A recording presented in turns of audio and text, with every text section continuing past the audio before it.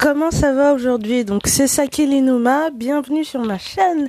Si tu me connais pas, moi je parle du PN masqué. Et pourquoi je parle du PN masqué? Parce que il y a plusieurs types de manipulateurs, il y a plusieurs types de manipulations et c'est important d'en apprendre plusieurs différentes.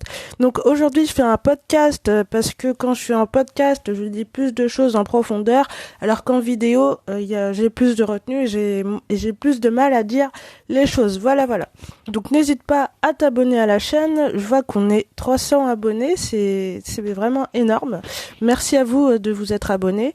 N'hésitez pas à cliquer sur la cloche pour bien être au courant des prochaines vidéos et à le partager à des gens que vous savez qui peuvent être victimes de manipulation. Voilà. Donc aujourd'hui, je vais être honnête avec vous, je veux dire, c'est pas parce que vous êtes plus avec un pervers narcissique que ça va forcément aller mieux et que ça va être la fiesta loca tous les jours. Hein. C'est pas vrai, vous allez toujours avoir des moments de haut et de bas.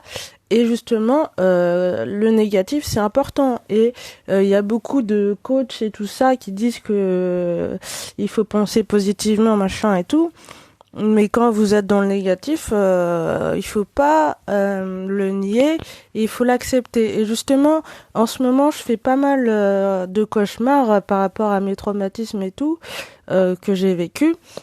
J'en avais parlé avec mon psy et qu'est-ce qu'il m'avait dit? Il m'avait dit en fait l'idéal ce serait de trouver un catalyseur, donc ça peut être la peinture, l'écriture.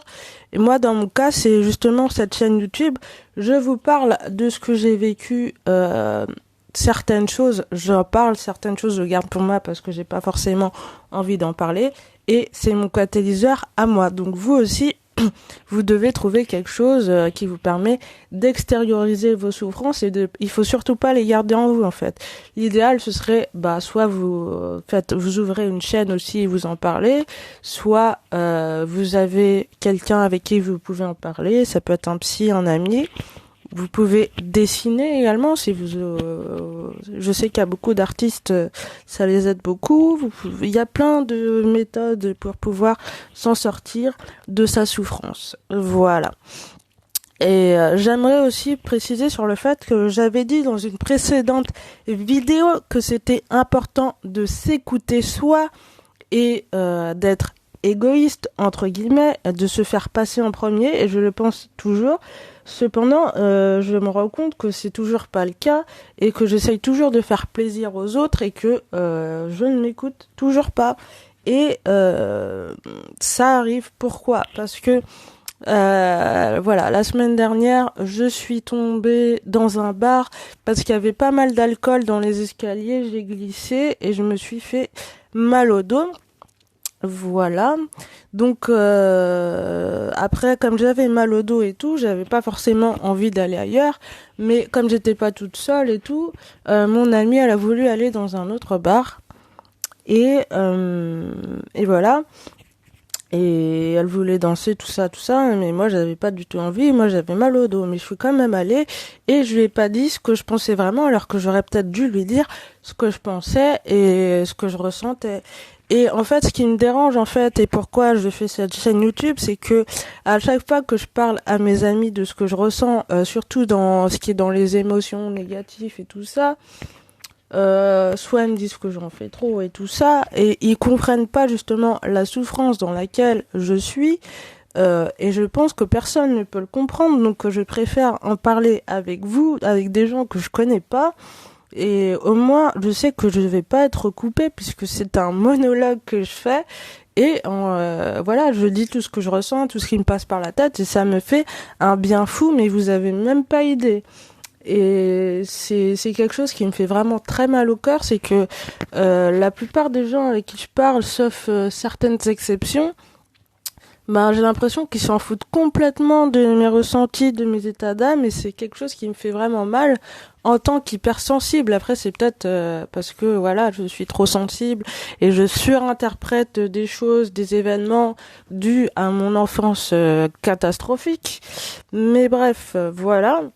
Et donc c'est pour dire que même si vous êtes plus avec un pervers narcissique, évidemment vous avez encore du travail à faire et c'est normal que vous arriviez pas forcément à vous affirmer et tout ça.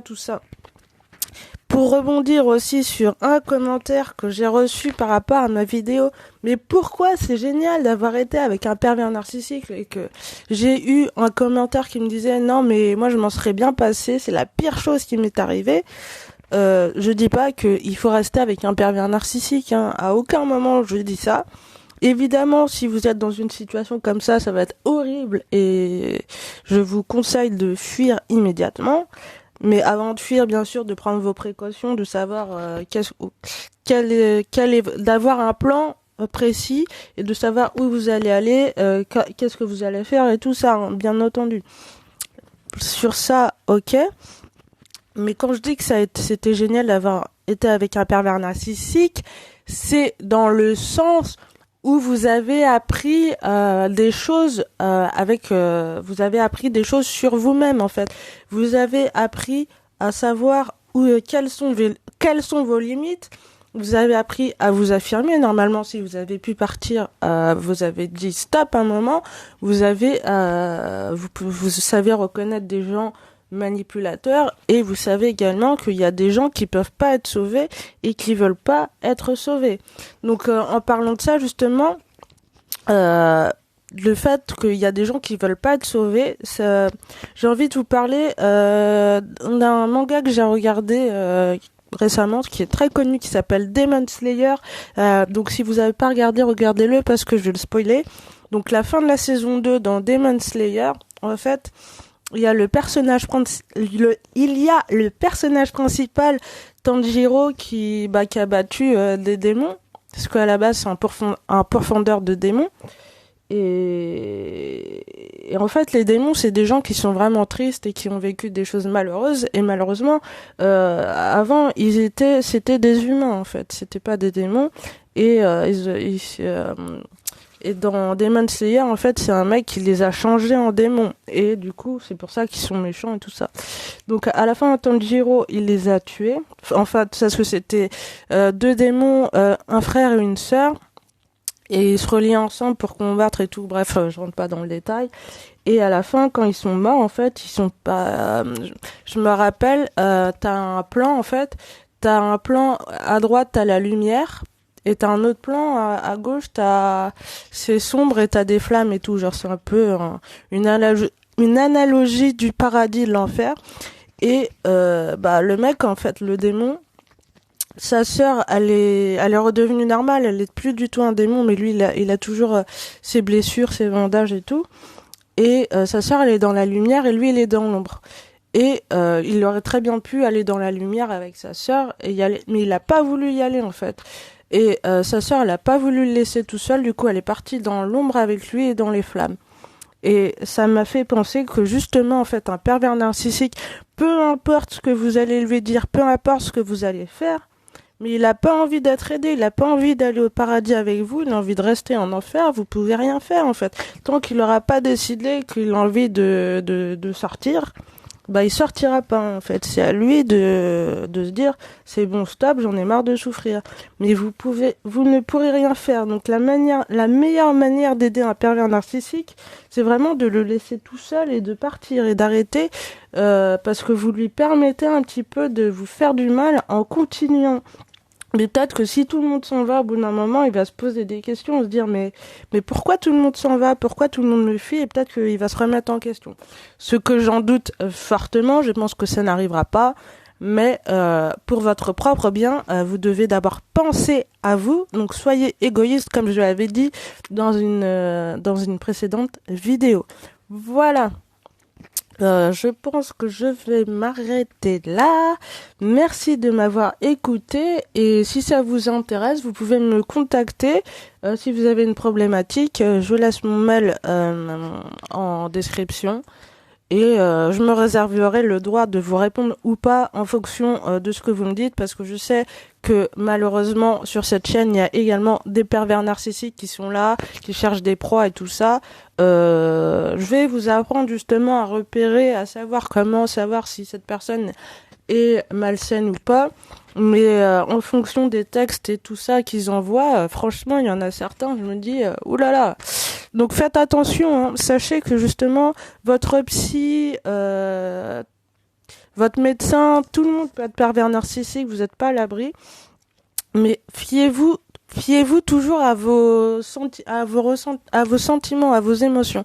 Si vous vous sentez pas bien avec quelqu'un, c'est qu'il y a un problème. Moi, je vous le dis tout de suite.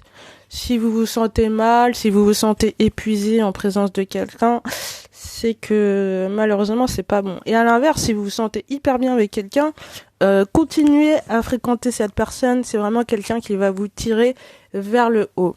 Et franchement, c'est ok de couper les ponts avec les gens avec qui ça se passe pas bien. Et même si c'est des gens de votre famille, hein, moi je vous le dis, on en parlera dans une prochaine vidéo. Salut, salut. Et justement, par rapport à ma dernière vidéo, moi ça va mieux. Bah, j'ai trouvé un travail, donc ça va beaucoup mieux. Et j'espère que ça va continuer. Salut, ciao.